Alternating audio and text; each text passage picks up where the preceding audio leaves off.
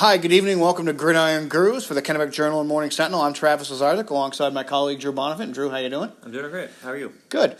Our guest this week is Waterville coach Matt Gilley. Coach, thanks for being here. Hey, appreciate the invite. Thank you. Yeah, you guys had a big win to open the season last week at Belfast, 45-12. Talk about the success the run game had in that night. Sure. So a little bit of movement at the offensive line. We've moved some guys around. As we like to call it, they've been promoted to the offensive line. So that has helped tremendously. And to be honest, we've really, Coach Cam Bishop, who calls the offense, has come over and he's helping out a little bit with the offensive line, and it's really had a very positive effect. So we're talking run first. That's how you win high school football games. We don't think that has changed at all. So. We were pleased with the offensive line's performance, and the backs had holes to run through, and they did a fantastic job. So we were pleasantly not surprised, but we were pleased at the performance. And you might have found a new weapon that every high school coach kind of hopes they can find in a kicker with Jack Lloyd. He was perfect on extra point tries and booted a 35-yard field goal for you. Tell us about how you kind of found him. Sure. Well, we were lucky enough to pick him up. He's a senior. He's actually coming over from soccer. Always wanted to play football. 6'5", 215. So you look at him and go, yes, please. Sure. So we said, you played soccer, right? And got him just kicking the ball. Doesn't use a tee. Kicks it right off the ground. We're like, perfect. He's like, I like it better that way. Mm-hmm. Proof's in the pudding. And we saw it on Friday night. That will win us some games this year. And not only that, first year out, he's playing guard for us. So you talk about offensive line. That 6'5" guy out there last year was playing soccer. So we're glad to have him. Sure. Yeah, I had a game it was Saturday, Oak Hill and Yarmouth, and there was a key punter there was averaging, for Oak Hill, Liam Roderick was averaging over 30 yards a kick. I know we're talking about place kickers here, but it was the same sort of thing, special teams really making an impact. I mean, just talk about this level, how big that is. If you can have somebody who can not be shanking punts 10 yards, not be a liability in extra points, really. Sure. Well, at this level, it's incredibly important, and it can make or break a season.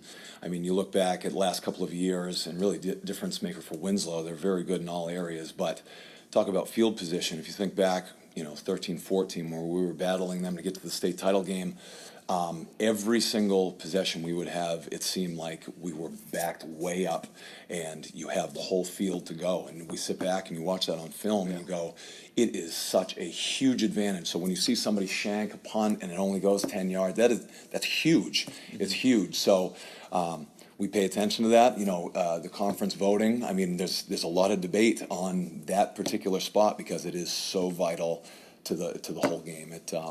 It can make or break a season. How much time do you spend on that as a coach? Because there was also a moment in that game, kickoff goes over the kid's head.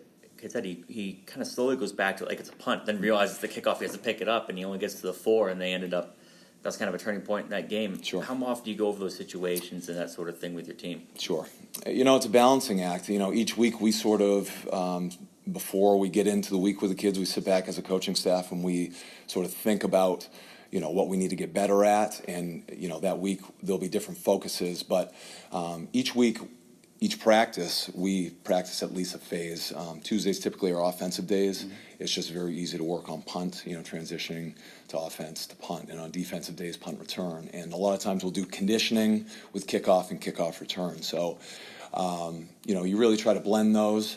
But once a week we have just the specialist kickers, snappers up there working specifically. But before practice each week, 3 or 4 times a week before practice even starts, we'll have guys out there kicking PATs and whatnot. But, you don't have a lot of time in the week to prepare. So when we can streamline things, like in the conditioning example, we do.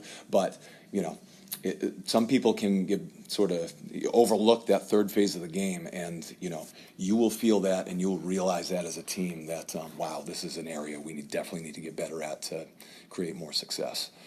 Sure. This week you have a crossover game with Madison, but it's not like a crossover game in that this is, like Noble and Mesalonsky, they've never met. This is a team that used to be in your conference, and it's a familiar foe. Sure. What are some of the keys you're looking at with this game on Saturday? Sure. So those guys do a fantastic job up there at Madison. They really they have excitement. Their players play with passion. We have a little bit of a rivalry, that gets started really early because our youth teams actually play each other fairly frequently in the fall.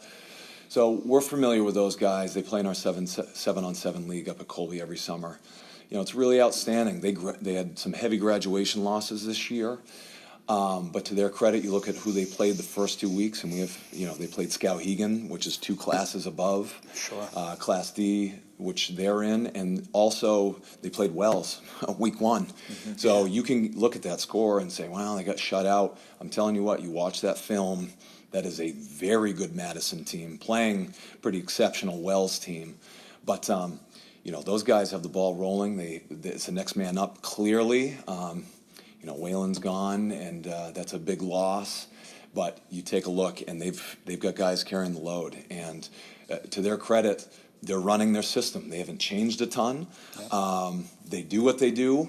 They're not a team that shows you a million different formations. They have a handful of formations, and they run a million things out of it. And you can't pack it in against the run, because if they do, they'll throw on the perimeter, and if you overload on the perimeter, they'll just run up the middle. So they really have a system that's working for them. And we told the guys, if you think for 1 second that this is a class, this is going to be easier because it's a Class D team, get your head straight, because you take a look at those films, and they are battling with those 2 very good programs. And I'm sure you still have some kids on the team who remember going up to Madison a couple of years ago and getting shut out. No question. And actually, the last time we played them was our homecoming 2 years ago at home, where we did get shut out. That was our very difficult 2016 season. Mm-hmm. And, I'd be lying if that hasn't been mentioned this week. Sure. But, this is a junior and senior group that they were on the field during those games. And we were preaching to them back then that this will pay off. This hurts, but it will pay off. And here we are in 2018, and we're confident about our team. They remember, and they've put in the work to get better over these last 2-3 years to hopefully have a very different outcome on Saturday. In regards to how Madison did against Wells, I think if we go by how a team does against Wells to determine how good a team is, we're going to come away with the conclusion there are a lot of bad teams. No question. Yeah, Wells, unbelievable. They always say throw out the top and the bottom. Yep. Yeah, that's the top that you're going to throw out. Oh, no question. And speaking of that, a lot of blowouts this week in the state. Opening week of the regular season, 39 games, 32 games decided by 10 or more points. 20 of those games were decided by 30 or more points. Coach, you guys were involved in one of those at Belfast. Sure. It's something we talk about every year. It feels like we talk about it every week. Sure. Is there anything that can be done about competitive balance? Because I don't know. I know. If we all had an answer to that, you'd be a millionaire, because everyone's looking for the answer. I think it's a perfect storm of a few different things. Program strength, there's a lot of ebb and flow these days, and it's sort of a class by class thing, and you could have a great class one year and the bottom falls out the next, and it's right back up. So it's so hard. Enrollment, it seems to be classification enrollment driven. There's a lot of debate, and I don't think that is a great indicator. And I know you had Coach Hathaway here, and he talks a lot about that. He's put up a few proposals. I don't think it can be fixed. You're going to get that year to year. I love the crossovers. So for us, we played Mount Blue last year, and we love playing those Class B teams. A lot of teams that we have history with. When we were in Class A, we played a lot of those teams. So we see that as an opportunity. We had Miss Alonsky this year. Right. Mm-hmm. But I think it was a really nice step in the right direction, getting crossovers, giving flexibility to have conversations with coaches. I mean, Coach Bishop and our staff, we got on the same page, and when we were requesting, we sort of, you can sort of make those relationships, and coaches certainly have their ear to the ground on how teams are going to be year to year. So putting a little bit more of it on the coaches and having flexibility for them to fill the schedule, I think is a great step, a great first step. And I think it actually has made things a little bit better. However, the numbers you just threw out don't really support that. But it's hard to look at 1 week in a vacuum, but it seems like it happens. Right. I mean, we had a 70-0 game this week in Class A. Yes, we did. I mean, we were talking about this last week with the opening show, and I don't know if those numbers indicate which breaks down, how many of those balls were in A, B, C, or D. But I wonder if there's a higher percentage of those games in A and in D, just because in A you're going to run, you're going to have that team that's just so much better than everybody else, Sure. and then in Class D you're going to have that team that's so much worse than everybody else. While Class B and Class C you might get a little more towards that middle tier and get more even matchups. I don't know if the numbers back it up or not. But and the other thing is, I wonder if you could compare the numbers in Maine with blowouts and everything to other states I'd like in to, the area, yeah. and see just if one of those states has figured out, has Mass figured it out, has New Hampshire figured it out, has Vermont figured it out, and just see if there are some formulas that can be borrowed from that to see if there is a way to find an answer. Like you pointed out, it's not readily apparent what that answer might be. Yeah, well, I know Vermont, speaking from personal experience, doesn't use enrollment as the sole indicator for class. They have this formula that involves enrollment and success over the last few years, and it seems to work. And so sometimes you get a school of 1,000 kids in Division II, which would be equal to B here. Gotcha. And I apologize, we have a vacuum running outside, so if you hear that in the background, sorry. But let's look at games this week. And Drew, you're going to be at a big one down in Gardner. Another crossover game, but old rivals. Winslow at Gardner, and a big.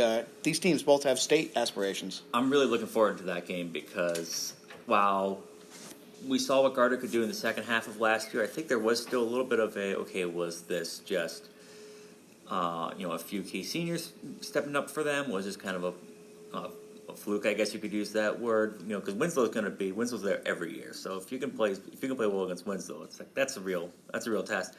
And I was talking to Joe White, and he was saying the coach there at Gardner, and he was saying he wasn't hiding from that question. He was like, no, this is the big game. This will really show us a lot about what this program is capable of. He talked about a lot about the size inside for Winslow, and that a big thing for them is going to be that our guys can't get lost in that size.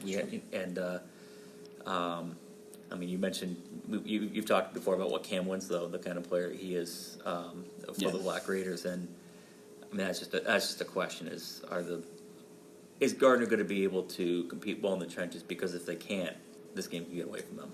Yeah, and Winslow's coming off a really tough test in your league, coach, against the Nokomis team that won 6 games last year and is going to be right in the mix again. They won that game up in Nokomis 28-20. It was 22-20 until maybe about 2 minutes left, and Winslow scores late.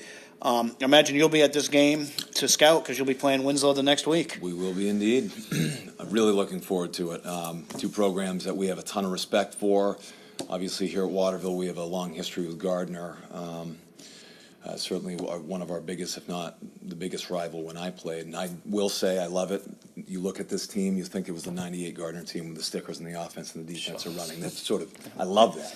But, in Winslow, as you said, perennial, every single year they're in the mix. It's a great litmus test for a team. If you can stick with Winslow, you're probably going to do pretty well with everybody else in the conference. So I'm excited as a football coach. I'm excited as a football fan. I can't wait to be there in Gardner to take that game in. I don't want to make this sound like, Gardner's going in the clear underdog in this game, and let's see if they can keep up with Winslow. I mean, Gardner has a lot going for them. No too. doubt, sure. Cam Michaud was kind of taken over as that top back for them, and he had a great game against Morris. And that defense has a lot of players back from last year. We talked about that in the first show. But there's a lot to like on both sides for that Gardner team. So Winslow's probably looking at this too as this is going to be a really big test for us just to see what we have on our hands, even though it's early in the season and things change. But I think it's going to be. It looks like a pretty even matchup on paper based on what the teams have shown of late. I agree. A game that you kind of have your eye on, Drew, in the PTCB is Coney at Biddeford. Mm-hmm. Rams coming off a big win last week over Messalonskee, and now they get to go open the new Waterhouse Field in Biddeford. Pretty similar to what we were just saying with that Gardner-Winslow game, and that this is a big test for Coney because this is going to be it's on the road. They have a sophomore quarterback starting in Riley Geyer, and the big question was we knew what Coney was bringing back defensively. We didn't know what they had on offense, particularly at quarterback. Guy comes out, he goes 13 of 14 for 183 yards and touchdown against Messalonsky, and it really stood out to me that Beal Lippert called a great game there because he started, I think, his first 7 passes were screens. Just get him acclimated, get him feeling good in the offense, and then he started throwing more more aggressive throws. But it was just a really good game plan, and Biddeford's another really good Southern team, and if it's gonna be a challenge for Guy in particular, but really the whole Coney team to handle that road environment. But if their offense is looking like that the whole season, that's gonna be a really tough team to beat in the PTC. Yeah. Another game in the PTCB now, albeit, is Brunswick at Skowhegan. Brunswick coming off a season where they struggled a little bit. Got hot at the end, won a playoff game at Coney. Skowhegan coming into the season with a lot of high expectations with the return of Marcus Christopher's. Got to find some new receivers. Coming off a really tough loss at Kennebunk where they gave up 62 points, which is kind of the same thing they did last year. They gave up a lot of points, but they were able to win a lot of shootouts. And, I mentioned it a few times. They know they can't win those shootouts this year. They can't do it. So defense has to tighten up, and Brunswick will be a tough test for them. Yeah, we'll learn if that game says more about Kennebunk than Skowhegan. Kennebunk is, they're going to be either one of the top 2, maybe top 3 teams in B South. So that's a really good team.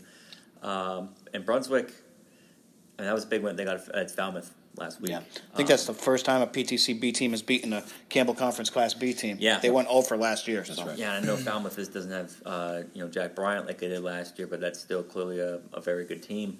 And Brunswick, there was some talk that they would be, they bounced back from that season last year where they lost all their players and they sunk back in the standings, and that they have one of the best running backs in the conference in Owen Richardson. So. That against that Skowhegan team defense, like you said, tends to be a little porous at times. That's gonna be pretty revealing, that game. Yeah, another game, a crossover in B. Mount Blue coming off a big win. Just a confidence building win over Lawrence last week. Mm-hmm. They're going to Greeley, and it'll be interesting to see what the Cougars can do if they can build off of that success and continue on, because they also had a tough 1-win season last year. You were at that game. What stood out to you most about Mount Blue, and impressed you most about what they are bringing to the field now versus last year? Well, it's probably a lot like what happened with you guys down at Belfast, Coach. Just big holes. Running backs had all the time in the world to get through them. Chewing up 5, 6, 7 yards a carry, and you march down the first drive of the game, 75 yards and 9 plays. Boom, boom, boom. Score a touchdown. You build up confidence. You get a turnover. You get more confidence, and when they're up 28-0 at the half, they just looked like they finally believed in themselves. And Nate Kirian, the new coach last year, has admitted he's been working them hard, but he expects a lot out of them, and now they expect it out of themselves. So. How much did Isaiah Score getting tossed in that game affect him? I know it wasn't close scoreboard wise, but I don't know if that really deflates a team and just kind of takes. Well, it certainly changes what Lawrence wants to do offensively when you lose your best back like that early in the game. And they're also dealing with an injury with Logan Thornton, who was out with a shoulder injury. So they'll see if he comes back this week when they go to a very tough Marshwood team. Mm-hmm. Okay, anything else that you are thinking about this week, Joe? No, those games, the Coney and Gardner games, I think are going to be some of the more compelling games this weekend. Who knows how close they'll be on the scoreboard? But I think that those will give us a good indication of how those teams stack up with their conferences the rest of the way. All right. That's going to do it for us. So I'd like to remind you to check out centralmaine.com for all our Varsity Maine high school coverage of not just football, but soccer, field hockey, cross country, golf, every sport this fall. Okay, for Drew, for Coach, I'm Travis. Thanks for watching or listening.